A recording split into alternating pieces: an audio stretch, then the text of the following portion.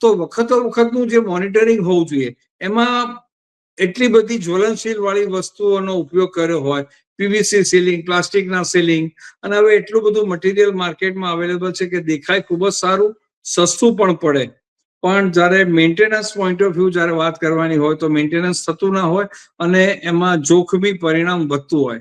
આવા બધા વપરાશને કારણે જે જોખમો વધે છે એ પણ એક આગ લાગવાનું મહત્વનું કારણ છે.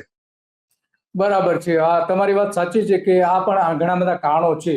તો હવે અત્યારે માનો કે ઉનાળો શરૂ થઈ રહ્યો છે, તો લોકોએ શું અત્યારે એમને એના ઘરની અંદર શું તપાસ કરવી? કારણ કે ઘરની અંદર જે અકસ્માતમાં જે આગ લાગે છે એનું પ્રમાણ પણ એટલું છે. ઔદ્યોગિક વિસ્તારોમાં તો લાગે જ છે, પણ ઘરની અંદર જે ફાયર, માનો કે અમદાવાદમાં જે છે કે 3000 જેટલા 24-25માં કોલ આવ્યા હતા, 2835 કોલ આવ્યા હતા, અને એમાં 3000 રેસ્ક્યુ ઓપરેશન કરવામાં આવ્યા હતા અલગ અલગ રીતે.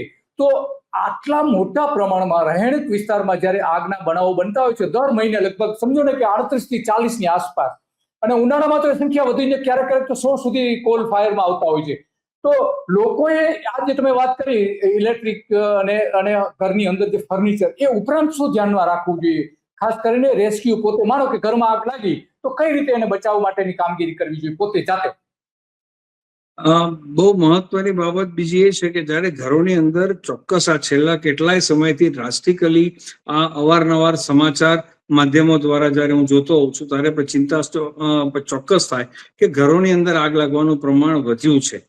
અને એમાં મહદ અંશે ઘરોની અંદર જ્યારે આગ લાગવાનું પ્રમાણ હોય તો મુખ્યત્વે કાં તો ઇલેક્ટ્રિકલ શોર્ટ સર્કિટ થાય, કાં રસોડાની અંદર જે તમારી કુકિંગ પ્રોસેસ, રાંધવાની પ્રક્રિયા ચાલતી હોય એ દરમિયાન આગની ઘટના બને.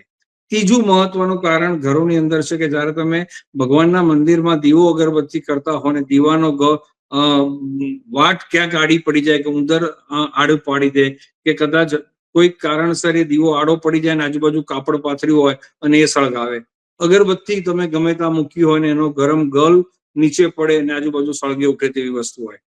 આ બધામાં મહદ અંશે કારણભૂત બને છે ઇલેક્ટ્રિકલ ના કારણો. એ આપણે શોર્ટ સર્કિટ બહુ સહજ ભાવે બોલીએ છીએ કે શોર્ટ સર્કિટ થયું અને આગ લાગી, પણ એ શોર્ટ સર્કિટ શું છે, શોર્ટ સર્કિટને કેવી રીતે વ્યાખ્યામાં કેવું હોય, તો એના કારણો કેવી રીતે જોવાના?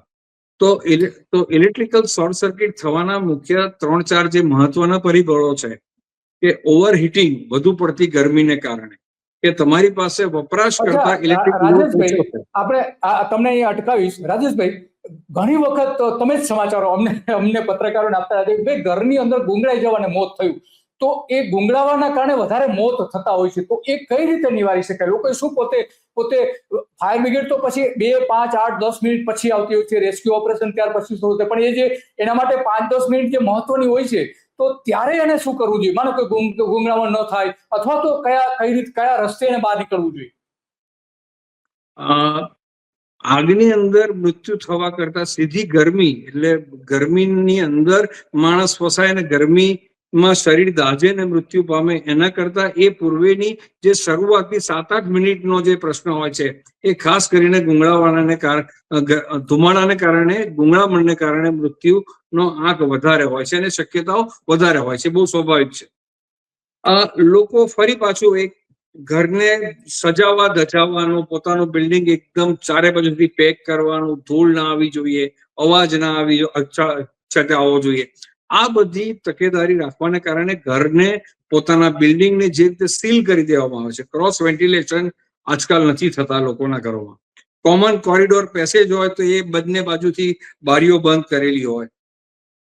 ઘરોની અંદર તમારા બારી બારણા હોય એ આપણે કોન્સ્ટન્ટ બંધ રહેતા હોય, અને જ્યારે આવી કોઈ પરિસ્થિતિ થાય તો ઘરની અંદરનો જે ઉભો થયેલો, પેદા થયેલો ધુમાડો બને એટલો જલ્દી મકાનમાંથી બહાર નીકળે તો બિલ્ડિંગને પણ સલામત રાખે, તમારા ધુમાડાને કારણે ગુંગળામણ ઓછી થાય અને તમે સલામતીપૂર્વક આગ લાગવાની ઘટનાથી લઈને બહાર નીકળવા સુધી એક શરૂઆતના તબક્કામાં એક સેફટી માર્જિનનો સમય મળતો હોય છે લોકોને. એ વખતે જ્યારે ધુમાડો ખૂબ જ વધી ગયો હોય, ફોલ સીલિંગ થયું હોય, એટલે તમારી ફ્લોર હાઇટ ઓછી થઈ ગઈ હોય, ઘરમાં ગીચતા હોય, તમારા પેસેજનો રસ્તો તમને દેખાતો ના હોય, લાઇટો થઈ ગઈ હોય બંધ, આ તમામ પરિસ્થિતિમાં વેન્ટિલેશન હોય નહીં, એટલે ધુમાડો બધો જ ઘરની અંદર ભરાય. તો ક્રાઉલિંગ કરીને એટલે કે ઘૂંટણીએ પડીને જો તમને તમારા ઘરની કે તમારા બિલ્ડિંગના રસ્તાની બહાર નીકળવાનો માર્ગની ખબર હોય તો તમે ધીમે ધીમે બહાર આવી જઈ શકો.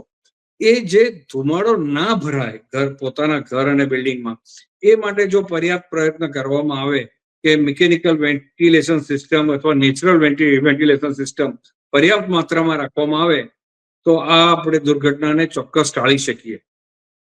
બરાબર છે, વાત તમારી સાચી છે કે આ રીતે આપણે ટાળી શકીએ છીએ. અને આપણે દિવાળીના સમયમાં તો મેક્સિમમ આના બધા કોલ આવતા હોય છે આ પ્રકારના. અને વિધાનસભામાં જે 2025માં આંકડા એમને આપેલા હતા તો 16 જિલ્લામાં ઔદ્યોગિક અકસ્માતો લગભગ 116 જેટલી ઘટનાઓ બની હતી. અને એમાં એક જ વર્ષમાં 12 લોકોના મોત થયા હતા. સુરતમાં પણ આવી જ ઘટનાઓ બની હતી. તો ઔદ્યોગિક વિસ્તાર જે છે એમાં આટલા મોટા પ્રમાણમાં ગુજરાતમાં, માનો કે આપણે ઔદ્યોગિક વિસ્તાર અને બીજું જે ઘરની જે આગ લાગી છે એમાં આ ગુજરાતમાં આટલા મોટા પ્રમાણમાં જે મોત થઈ રહ્યા છે, તો એને કઈ રીતે અટકાવી શકાય? ઔદ્યોગિક ખાસ કરીને જે વિસ્તારો છે એમાં કેમ આગ લાગવાની સૌથી વધારે ઘટના બને છે? એનું કારણ શું છે? કારણ કે કામદારોથી લઈને અંદર કામ કરનારા લોકોને સૌથી વધારે જોખમ ઊભી થતું હોય છે.